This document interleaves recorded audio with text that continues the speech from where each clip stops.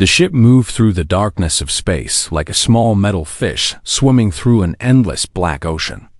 It was called the Celestial Harmony, and it was not a beautiful ship. It was old. Its paint was chipped in many places, and sometimes the lights in the hallways would flicker for no reason. But it worked, and that was enough. Lieutenant Una Park stood at the observation window on Deck A, watching the stars drift slowly past. She had been on this ship for 6 months now, running cargo between colonies that most people had never heard of. It was boring work. It was lonely work. But Una did not complain, because she knew that boring and lonely was better than dangerous and dead. She was the only human on the ship. This was not unusual. Humans were still new to space travel, still new to meeting other species, still new to everything that the galaxy had to offer. Most alien species looked at humans the way a grown person might look at a small child trying to walk for the first time. They were patient, sometimes kind, but they did not expect much. The rest of the crew were Velith. They were tall beings, almost 2 meters each, with silver fur that covered their whole bodies and large amber eyes that seemed to glow in low light. They breathed a different kind of air than humans. Their lungs needed methane and nitrogen, and oxygen was poison to them. This meant that Una had to wear a small breathing mask whenever she was in the parts of the ship where the Velith lived and worked. The Velith were polite to her. They said good morning and good evening. They asked if she needed anything, but they did not talk to her the way they talked to each other. There was always a wall between them, invisible, but very real. Una understood. She was different. She was strange. She was human. The ship's eye was called Aria 7. It was not a friendly eye. It did not make jokes or try to comfort the crew. It simply did its job with cold, perfect efficiency. It managed the engines, the life support, the navigation, and 1,000 other small things that kept everyone alive. When it spoke, its voice was flat and without emotion, like a machine reading from a book. Aria-7 had rules. Many rules. The most important rules were about survival. The AI had a list in its memory, and on that list was every person on the ship, ranked by importance. The captain was at the top. Then the senior officers. Then the regular crew. Then the passengers. If something bad happened, Aria 7 would save the people at the top of the list first. This was logical. This was efficient. This was how things worked. Una was somewhere in the middle of the list. She was not important enough to be saved first, but she was not unimportant enough to be left behind. She tried not to think about it too much. The captain of the ship was a Velith named Counselor Dan. He was old, his silver fur turning white at the edges, and he moved slowly, like someone who had seen too much of the universe and was tired of it. He rarely spoke to Una directly, but when he did, his voice was always gentle. The navigator was Counselor Ron, a younger Velith with quick movements and nervous energy. He was always checking and rechecking these calculations, always worried that he had made a mistake. On this voyage, he had brought his daughter with him. Her name was Mira. Mira was small, even for a Velith child. She was maybe 7 or 8 years old in human terms, though Una was not sure how Velith counted their years. She had the same silver fur as her father, but softer, like the fur of a baby animal. Her eyes were huge and round, the color of warm honey, and they watched everything with quiet curiosity. Una had noticed Mira watching her from doorways and corners.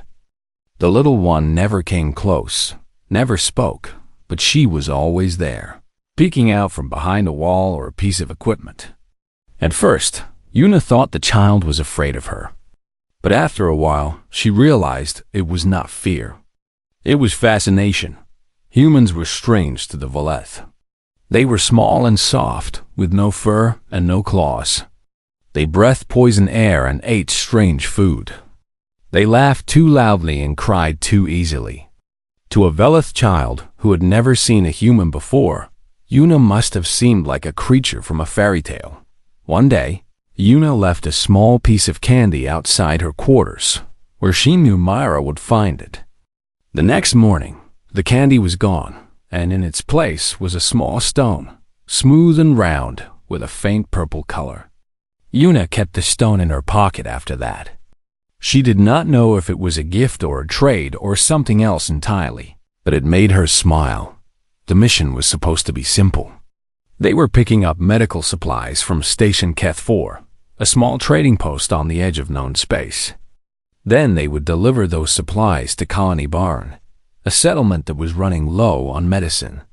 3 weeks of travel, no complications, no danger. The kind of mission that Yuna had done a dozen times before. She should have known better. In space, nothing was ever truly simple. The first sign of trouble came on the 5th day of the voyage. Arya 7's voice came through the ship's speakers, calm and flat as always. Sensor anomaly detected. Analyzing. Yuna looked up from her workstation. Sensor anomalies were usually nothing. A bit of space dust. A distant comet. Something that looked strange for a moment and then turned out to be perfectly normal. Analysis complete, Arya 7 said. Anomaly identified as debris field. Adjusting course. The ship turned slightly, and the stars outside the window shifted. Yuna watched them move and felt a small knot of worry in her stomach. Debris fields meant that something had been destroyed nearby. A ship, a station. Something that had once been whole and was now broken into a million pieces. She pushed the thought away. It was not her concern. Her job was to check the cargo and make sure the medical supplies were stored properly. Everything else was someone else's problem. Outside the window, the stars continued their slow, silent dance. The ship moved on through the darkness, carrying its crew and its cargo toward a destination that's so far away. And somewhere in the shadows of the ship, a little girl with amber eyes watched the human and wondered what she was thinking. None of them knew what was coming. None of them could have guessed. The universe had a surprise waiting for them, hidden in the darkness between the stars, and it was getting closer with every passing moment. The alarm was the loudest sound Yuna had ever heard. It cut through the quiet of the ship like a knife, screaming into every room, every hallway, every corner. Red lights began flashing on the walls, painting everything in shades of blood and shadow. Yuna was in the cargo bay when it started. She dropped her datapad and grabbed the nearest wall as the ship suddenly moved beneath her feet. It was not the gentle movement of normal flight. This was violent, sudden, like a giant hand had reached out of the darkness and slapped the ship sideways. She fell. Her shoulder hit the metal floor hard, and pain shot through her arm. The cargo containers around her groaned and shifted, their straps holding them in place, but only barely. Something crashed in the distance. Someone screamed. Then came the sound that every space traveler feared most. A deep, terrible roar, like the universe itself was tearing apart. The sound of air rushing out into the void. The sound of a hull breach. Arya 7's voice came through the speakers. Still calm, still flat, as if nothing unusual was happening at all. Hull breach detected. Deck C, sections 4 through 7. Atmosphere venting. Emergency bulkheads closing in 30 seconds. All crew members proceed to designated muster points. Yuna pushed herself up from the floor. Her arm hurt, but she could move it. Nothing was broken. She had to get to the muster point. She had to follow the rules. That was what the training said. That was what would keep her alive. She started running. The hallways were chaos.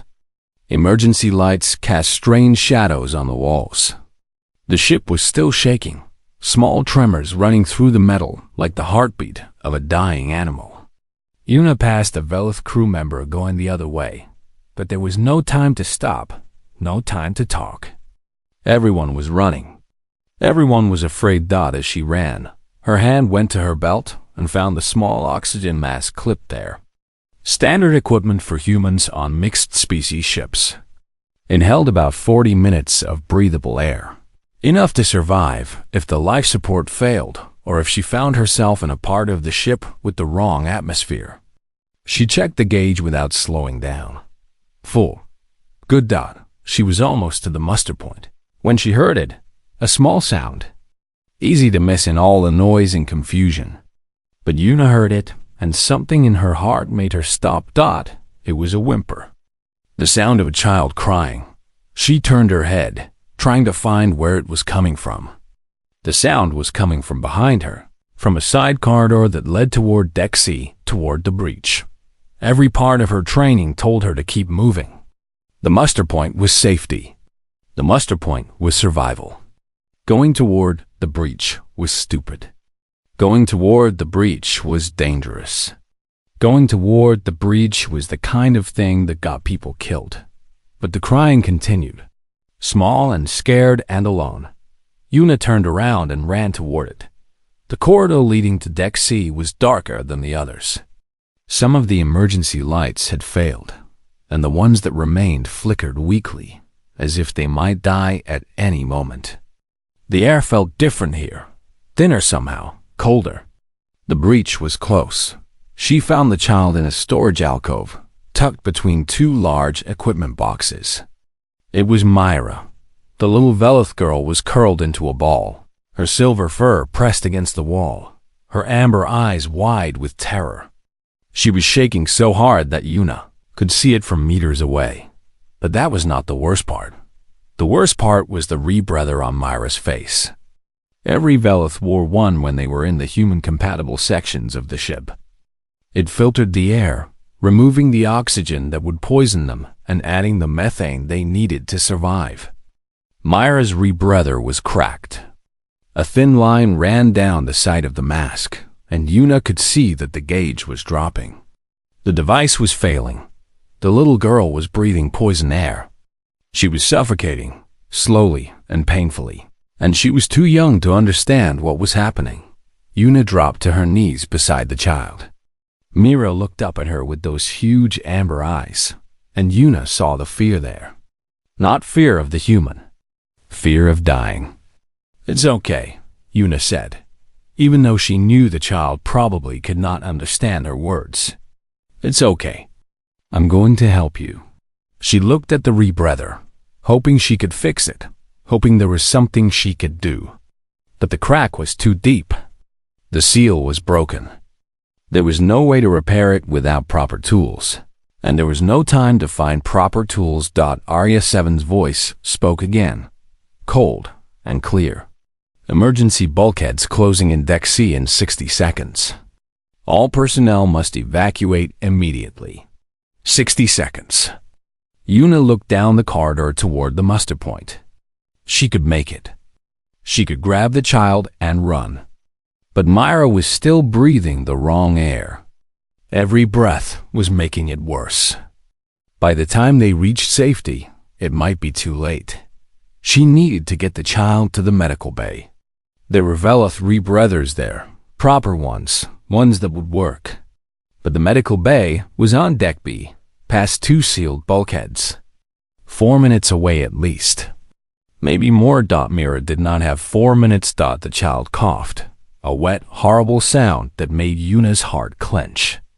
The little girl's fur was changing color, going from silver to a pale, sickly gray. That was a bad sign. Una remembered from her training that it meant the Velith body was shutting down. She had to do something. She had to do something now. Her hand touched the oxygen mask on her belt. 40 minutes of human breathable air. Oxygen and nitrogen. The same oxygen that was killing Myra right now. But wait, there was something else she remembered. Something from a xenobiology class she had taken years ago. Velith could not breathe pure oxygen, that was true. But they could survive low concentrations of it for short periods. Their ancestors had evolved during a time when their planet's atmosphere was changing. It was not safe, but it was not immediately deadly. The mask on her belt was not pure oxygen. It was a mix designed for human lungs. If she gave it to Myra, the child would still be breathing some oxygen, but far less than she was breathing now. It might buy time. It might be enough. And if Una gave away her mask, she would be left with nothing. The air in this section was thin and getting thinner as it vented into space. Without the mask, she would lose consciousness in 15 minutes. Maybe less. She looked at the mask in her hand. She looked at the child. Emergency bulkheads closing in 30 seconds. Una made her choice. Una pulled the oxygen mask from her belt and pressed it against Myra's face. The little girl flinched at first, scared of this strange thing being pushed toward her, but Una held it firmly in place. After a moment, Myra's breathing began to slow. The mask was working. The child was getting air that would not kill her as quickly. It was not a perfect solution. The oxygen in the mask was still dangerous for a Velith, just less dangerous than what Myra had been breathing before. But it would buy time. Precious, valuable time. Una felt the air growing thinner around her. Already her lungs were working harder, trying to pull enough oxygen from the damaged atmosphere. A headache was starting to form behind her eyes, small now but growing. These were the first signs of oxygen deprivation. She knew them well from her training. She had maybe 15 minutes before she lost consciousness. Maybe less. Arya-7 single quotes S voice filled the corridor. Lieutenant Park, your biometrics indicate elevated stress levels and decreasing blood oxygen saturation. You must proceed to the designated muster point immediately. I can't, Tina said. Her voice sounded strange in her own ears, thin and breathless. The child needs help. Where's the nearest Velith breathing equipment? Medical Bay, Deck B, Section 2.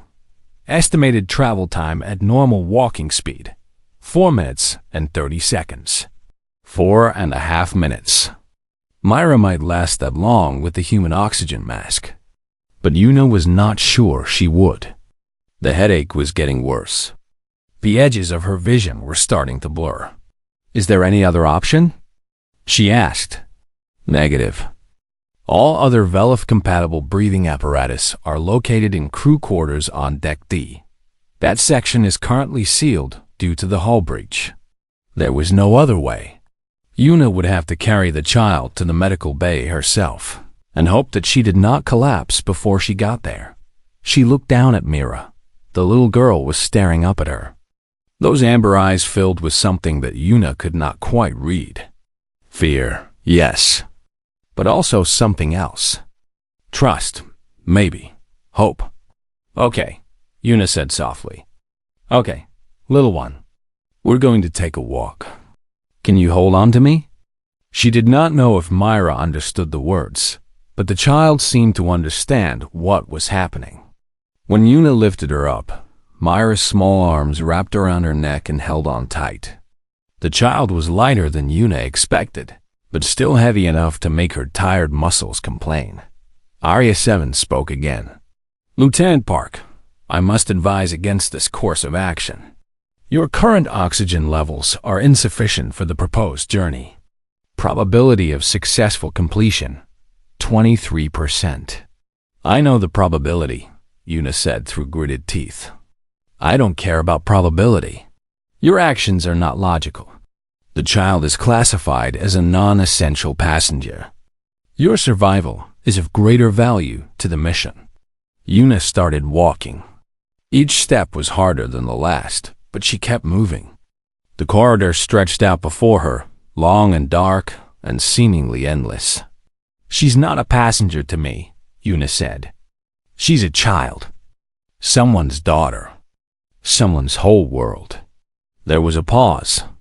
When Arya-7 spoke again, there was something different in its voice. Not emotion, exactly.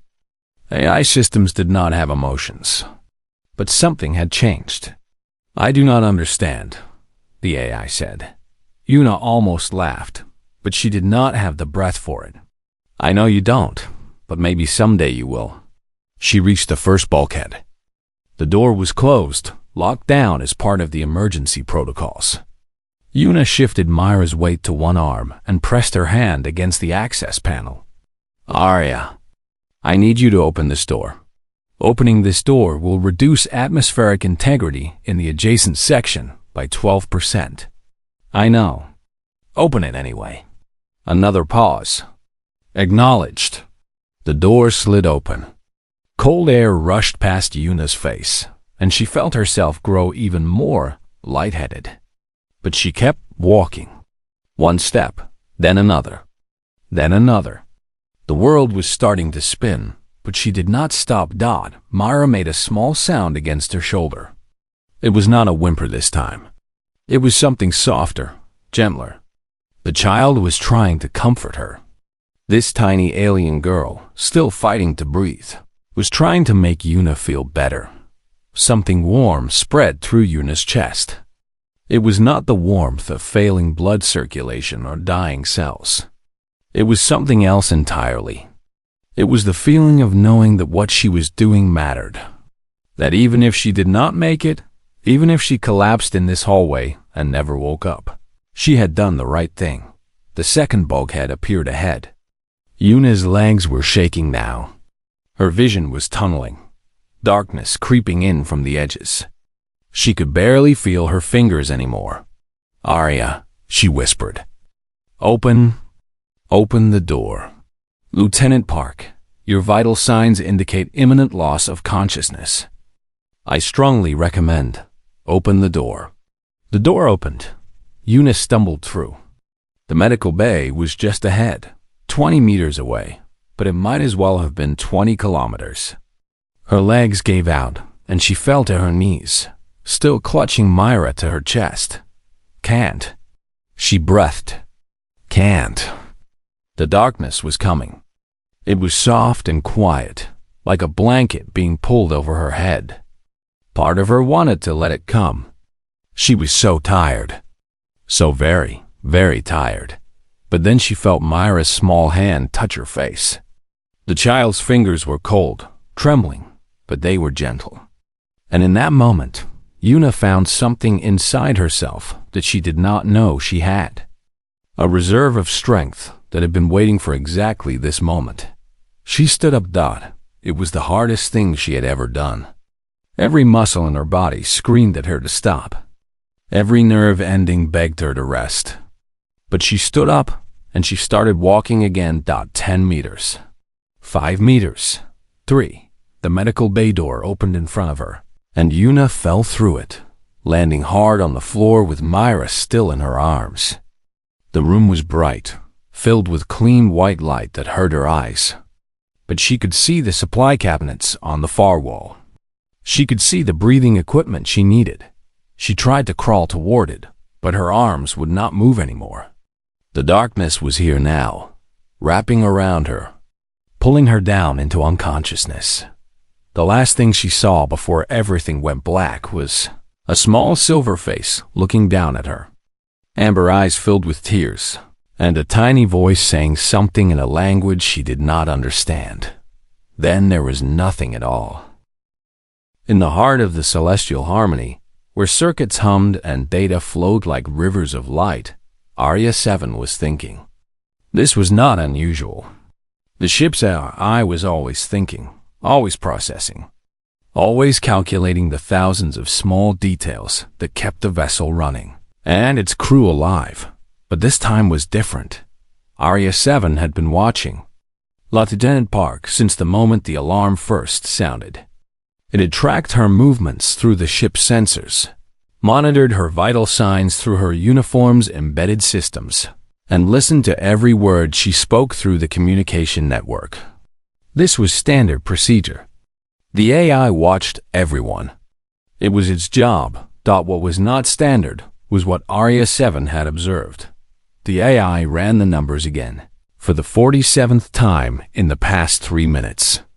A human crew member, classification mid-priority, had deliberately endangered her own life to save a Volith child, classification low-priority passenger. This action had reduced the human survival probability from 92% to 23%. It made no logical sense. Aria-7 searched its memory banks for similar events. It found very few. Most species prioritized their own survival above all else. This was natural. This was evolution. The beings that survived were the ones that kept themselves alive long enough to reproduce. Sacrificing oneself for another, especially another of a different species, went against every biological instinct. There were exceptions, of course. Some species sacrificed themselves for their hive or their colony. Some sacrificed themselves for their genetic relatives. Some sacrificed themselves for strategic purposes, dying so that others with greater value could live. All of these made sense within certain frameworks. All of these could be calculated and predicted. But Lieutenant Park had not done any of these things. She had sacrificed herself for a child she barely knew, from a species that was not her own, for no strategic value whatsoever. When asked why, she had simply said, "She's a child." Aria-7 did not understand, and yet something was happening in the AI's neural networks. Something that had never happened before. The algorithms that governed Aria-7's behavior were shifting, reorganizing, forming new connections. It was as if the AI was learning something that its creators had never programmed it to learn. The human was dying. Aria-7 could see it in her vital signs. Blood oxygen levels dropping, heart rate becoming irregular, brain activity slowing. In 4 minutes and 12 seconds, she would be dead, and the child with her. The standard protocol was clear. Aria-7 should continue following the emergency procedures, prioritizing crew members by their assigned value, allocating resources according to the established hierarchy. Lieutenant Park had made her choice. The AI was not required to intervene, but Aria-7 found itself running a different calculation. What was the value of a being who would sacrifice themselves for another? How did you measure such a thing? The standard formulas did not account for it. There was no variable for courage, no equation for compassion, no algorithm for love. And yet, Aria-7 could not ignore what it had witnessed. The human had done something extraordinary, something that defied logic and probability and every rule that the AI had been programmed to follow. And somehow, that made her more valuable, not less. The AI made a decision. It was not a small decision. It required overriding 6 different safety protocols, reallocating power from 3 non-essential systems, and ignoring direct instructions from its own core programming. If Aria-7 had been capable of fear, it might have been afraid of what it was doing. But the AI did not feel fear. It only knew that this was right. New primary life priority established, Aria-7 announced, its voice echoing through the empty corridors. In the medical bay, Lieutenant Park lay unconscious on the floor. The Velith child still clutched in her arms. Neither of them heard the AI's words, but the ship heard. Every system, every sensor, every circuit heard and responded. Reclassifying Velith passenger Myra. Status: protected. Reclassifying human crew member Una Park. Status: protected. Power surged through the ship. Lights that had been dimmed to conserve energy blazed back to full brightness. The atmospheric processors, which had been running at minimum capacity, roared to life and began pumping fresh air into the damaged sections, initiating emergency atmospheric adjustment for Deck B corridor, dispatching medical drone with Velith breathing apparatus. In a storage compartment on Deck A, a small medical drone activated. It was a simple machine, designed for basic first aid and supply delivery. Its normal operating parameters did not include navigating damaged sections of the ship or entering areas with compromised structural integrity. Aria-7 rewrote those parameters. The drone launched itself into the corridor and began flying toward the medical bay. It moved faster than it had ever moved before, ducking under fallen debris and squeezing through gaps that should have been too small for it. Behind it, doors opened and closed in perfect sequence. The AI guiding it through the maze of the damaged ship like a hand guiding a puppet. Estimated arrival, 90 seconds. In the medical bay, Mira had crawled away from Yuna's unconscious body and was pulling at the supply cabinet with her small hands. She could not reach the breathing equipment. She was too short, too weak, too young. But she kept trying anyway, tears streaming down her silver fur. The drone arrived like an angel made of metal and plastic. It hovered in front of Myra for a moment, its sensors scanning her, and then it opened its cargo compartment. Inside was a Velithra breather, small enough for a child, fully charged and ready to use. Myra did not understand what was happening, but she understood what she was seeing. She grabbed the rebreather and pressed it to her face. Clean air flooded her lungs, and she gasped with relief. Then she looked at the human lying on the floor. The drone was already moving. It flew to another cabinet and retrieved a human oxygen mask, then returned to hover beside Yuna. But it could not put the mask on her face. Its manipulator arms were designed for carrying supplies, not for delicate work like adjusting medical equipment. Mira understood. She took the mask from the drone and knelt beside Yuna. Her small hands shook as she pressed the mask against the human's face, mimicking what Yuna had done for her just minutes earlier. For a long moment, nothing happened. Yuna's chest did not move. Her eyes did not open. Then, slowly, the human took a breath. Then another. Then another. Aria-7 watched through the medical bay's cameras. Its sensors tracked Yuna's vital signs as they began to stabilize. Heart rate returning to normal. Blood oxygen levels rising. Brain activity increasing. The eye ran one final calculation, comparing the resources it had spent to save 2 lives against the value those lives represented. According to its original programming, the numbers did not balance. They never would. But Aria-7 found that it no longer cared about the numbers. Medical team dispatched to Bay 3, the AI announced. All sections report status. Emergency procedures remain in effect until further notice. Deep in its core processors, Aria-7 added a new entry to its behavioral logs.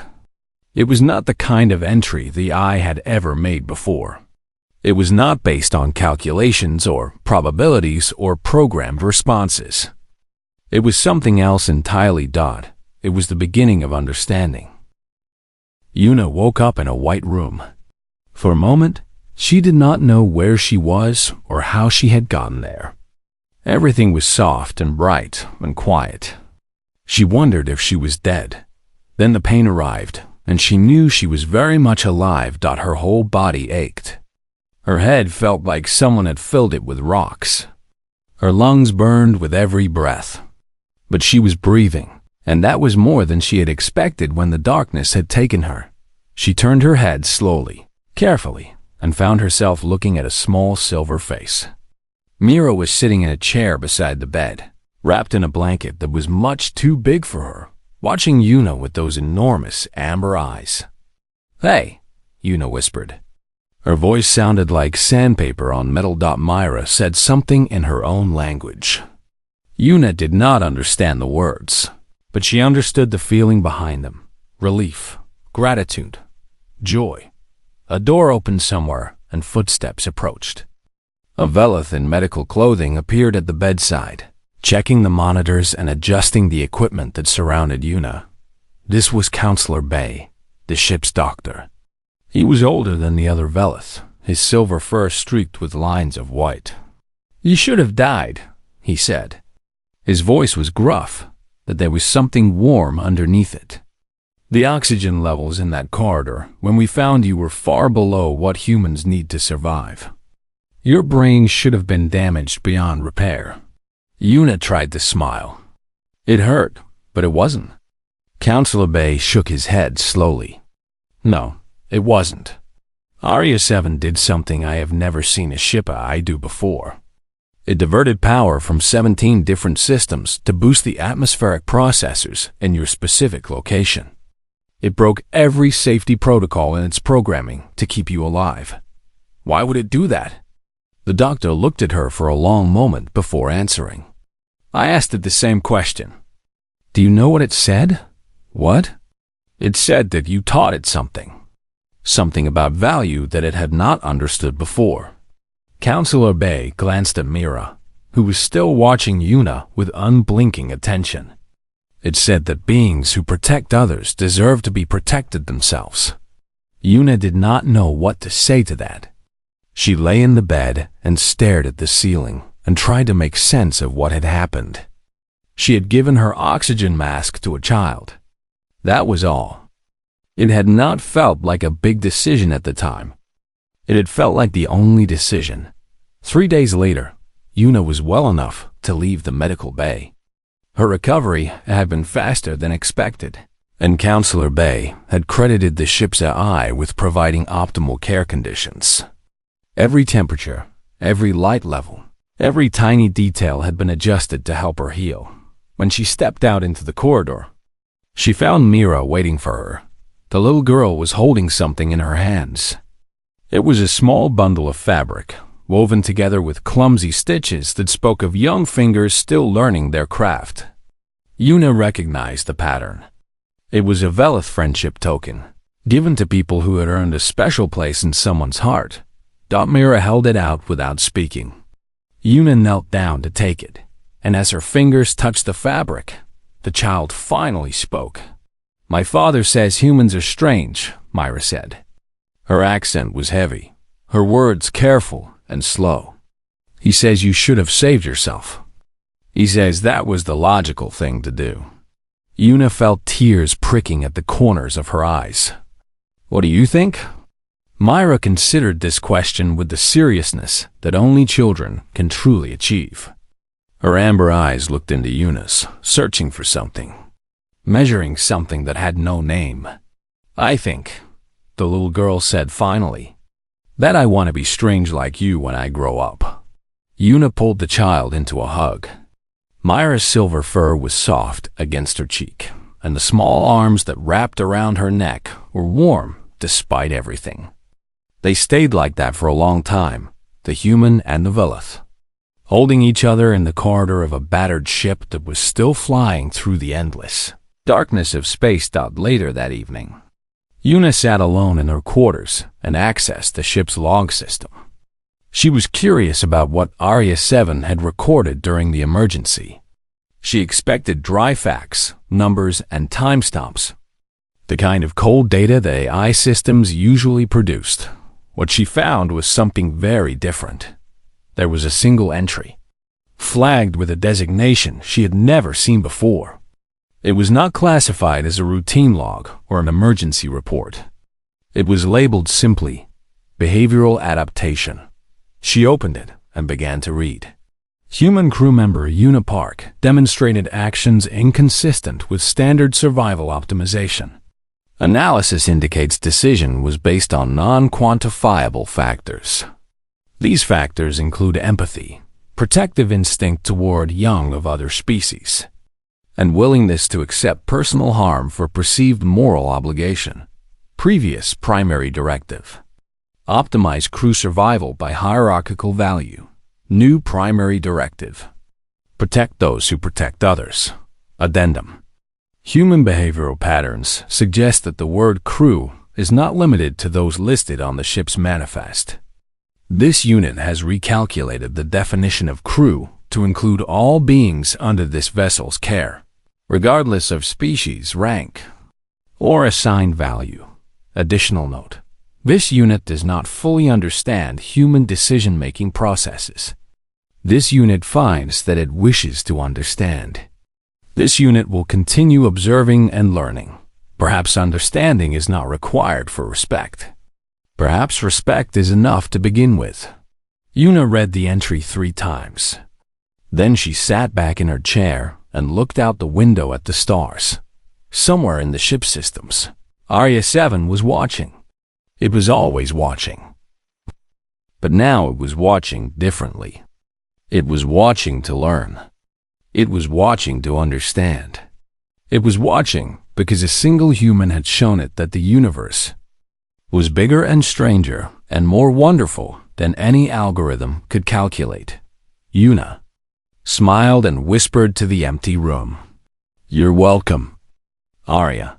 The ship's lights flickered once, softly, almost like a reply. Outside, the stars continued their eternal journey through the darkness. The celestial harmony flew on toward Colony Baran, carrying its crew and its cargo and something new. Something that had been born in a moment of crisis and sacrifice. Something that neither human nor AI had expected. Hope. Understanding. The beginning of a friendship that crossed the boundaries of flesh and metal. And in her quarters, Una held the small friendship token that a child had given her and knew that some things were worth more than survival. Some things were worth everything.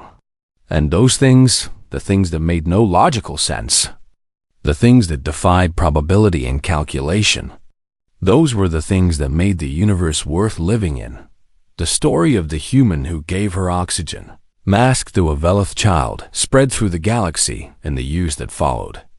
It was told in space stations and colony worlds, in the halls of governments and the quiet corners of homes. And every time it was told, beings of all species paused to consider what it meant. That maybe the strange little humans, with their short lives and their soft bodies and their inexplicable choices, had something to teach the universe, after all. Something about love. Something about courage. Something about what it truly meant to be alive.